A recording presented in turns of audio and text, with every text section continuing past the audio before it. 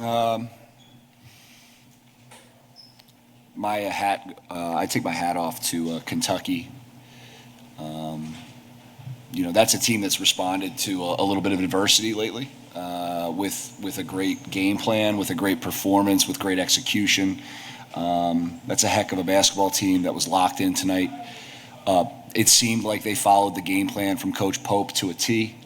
I thought they transitioned from one thing to the next very well, changing defenses, changing coverages, really executing their offense and playing with pace. We had a feeling that we would be facing a very determined Wildcats team, and that's what we saw tonight. It was a very impressive job by them. So first off, hats off to them. Wish we had played a better first half in terms of just some of our habits.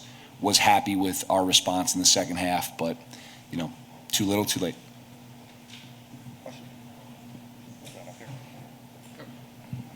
Coach, Kentucky did something different tonight with moving Cam Williams to the 4. I'm sure you guys watched a lot of film in preparation for this game.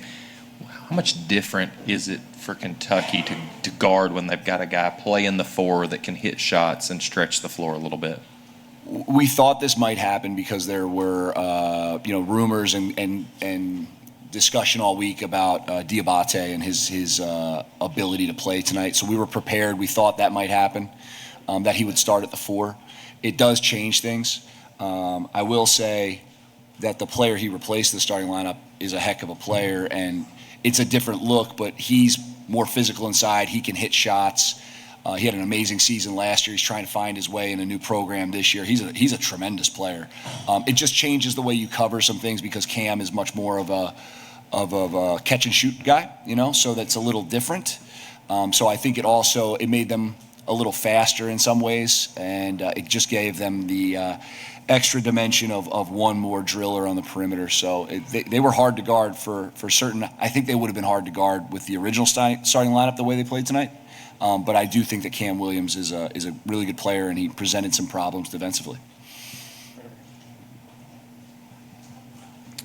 Josh, obviously Kentucky likes to get out in transition as much as they can, 33-3 and fast break points. You mentioned the defense. Just what did they do to kind of turn that defense into offense throughout the game? I thought they sprinted really hard. Number one, they did a very good job early on the defensive boards.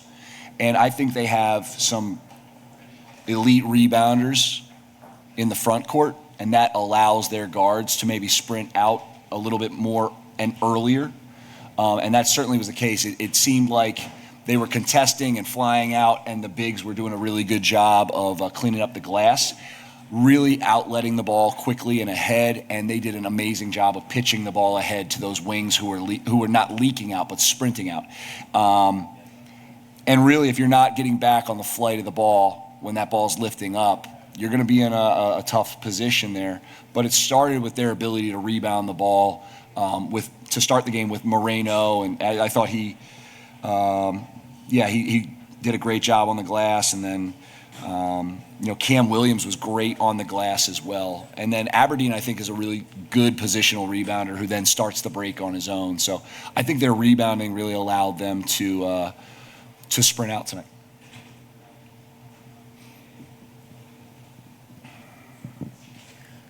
Josh, correct me if I'm wrong, but I believe 3/5 of your starting lineup were returners to your team.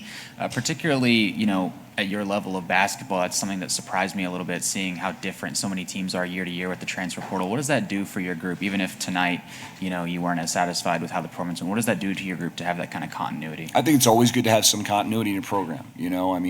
There's lots of different ways to do this in terms of winning, and that's from top to bottom with a whole program, right? But it's really helpful when there's carryover, there's institutional knowledge, guys understand what to expect every day, kind of what the standards are, how to play the way we want to. They're not always going to be perfect in that, but they're bought in. They are, hard-playing guys, and I think being able to have good players come back to your program is always going to be a good thing, but it also means a lot because of the things that you want to carry forward year to year. You're trying to build year to year and build on the previous year, and it's much easier to do that when you have that continuity in returning players.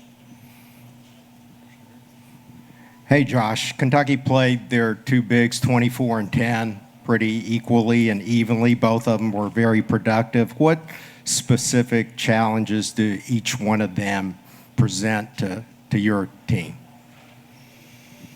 That's something that we've noticed as well, that they've been kind of splitting those minutes. They actually, at the end of the game tonight, played them together a little bit too, so I think they're trying to toy around with some of those things.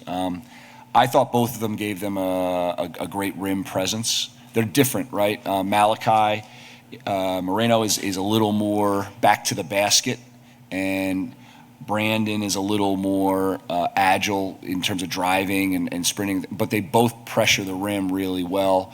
I think the one thing about each of them is they're also good passers and willing passers. And Coach Pope's teams always pass really well to cutters. They share the ball, and I think each of those guys is an unselfish player, but they pressure the rim. And to have two of them and be able to keep them fresh by splitting the minutes it's really nice. And I think they're both taking steps, and they're both really good players.